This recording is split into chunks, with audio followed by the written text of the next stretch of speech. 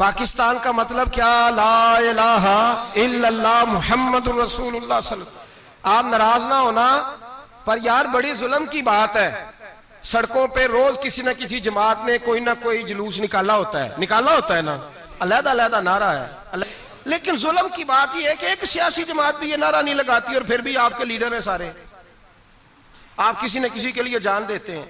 आपके जो मुल्क का नारा बुनियाद था, फिर किसी ने पूछ लिया कायदे आजम से कि पाकिस्तान में कानून कौन सा नाफिज होगा, तो मैं जिम्मेदार हूं हवाला दिखाने का। मौलवी की किताब से नहीं दिखाऊंगा, कराची यूनिवर्सिटी के लेक्चरार की किताब से दिखाऊंगा। कायदे आजम मोहम्मद अली जिन्ना से पूछा कि पाकिस्तान में कानून कौन सा लगेगा। कायदे आजम उठे, वुजू किया, एक अलमारी की तरफ बढ़े, कुरान पाक उठा के लाए, फरमाने लगे क्या कहा तुमने, कानून बनाना है?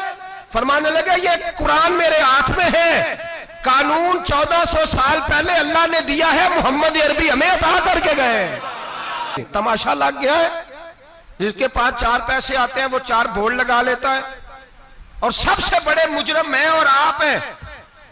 इस पाकिस्तान के वजूद को तबाह करने में जितना हुक्मरान का किरदार है, तो ना मेरा और आपका भी है।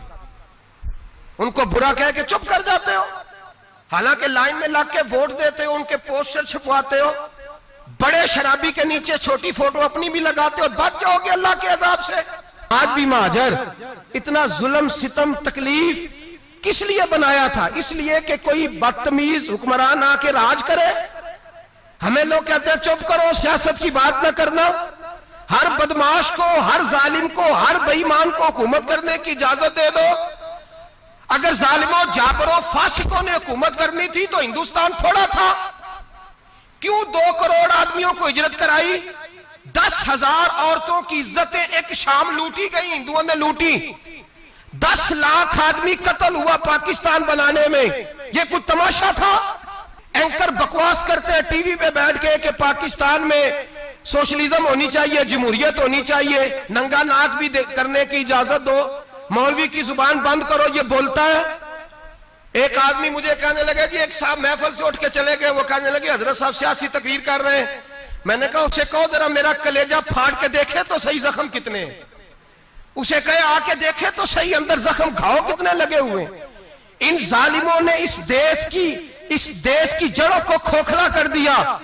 मैं ऐसी ऐसी खबरें बता सकता हूं। ये तो रोड़े मारने के काबिल है जिनको वोट देते हो, और अल्लाह की बारगाह में सुबह कयामत वो शहीद जो तहरीके पाकिस्तान में शहीद हुए, वो मेरा और आपका गिरेबान पकड़ के सवाल करेंगे।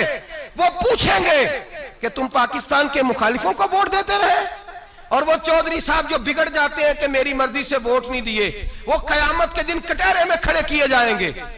इसके बावजूद, इन सारी तकलीफों के बावजूद, कसम अल्लाह की इज्जत की, ये वतन बड़ा प्यारा है।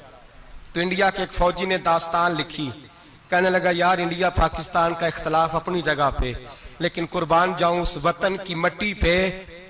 कहते हैं फौजी नहीं, ट्रेनिंग नहीं जवानों की, लेकिन जब जवान हमारे सामने आके खड़ा होता था तो उसके वजूद में इतनी ताकत नहीं थी लड़ सके, लेकिन जब वो रसूलुल्लाह का नारा लगाता था तो लगता था सारे इंडिया को तबाह कर देगा, लगता था उड़ा के रख देगा हर चीज।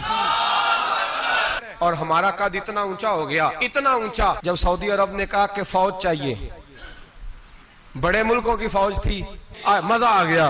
कहा फौज चाहिए तो बड़े मुल्कों की फौज थी, बड़ी बड़ी तगड़ी। किस मुल्क की चाहिए बोलिए? किसने मांगी? उन्होंने फौज मांगी। उनसे सवाल हुआ, निजी लोगों ने सवालात किए कि सारी दुनिया जो है, तो पाकिस्तान से फौज क्यों मांगते हो, तुम तो बड़े मालदार हो। तो जवाब बड़ा मुनफरद दिया, ये उनके फौजी रहनुमाओं का जवाब है।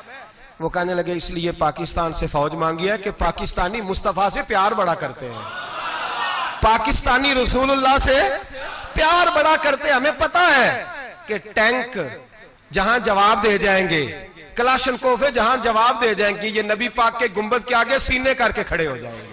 ये वतन मेरे रसूलुल्लाह के नाम की जागीर है। ये वतन बड़ा प्यारा है।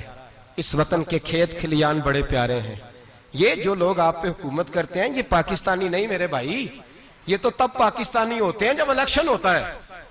जैसे ही हुकूमतें खत्म होती हैं, इनकी टिकटें बुक होती हैं, ये निकल जाते हैं। पाकिस्तानी वो है जो इस खेत में रोज हल चलाता है।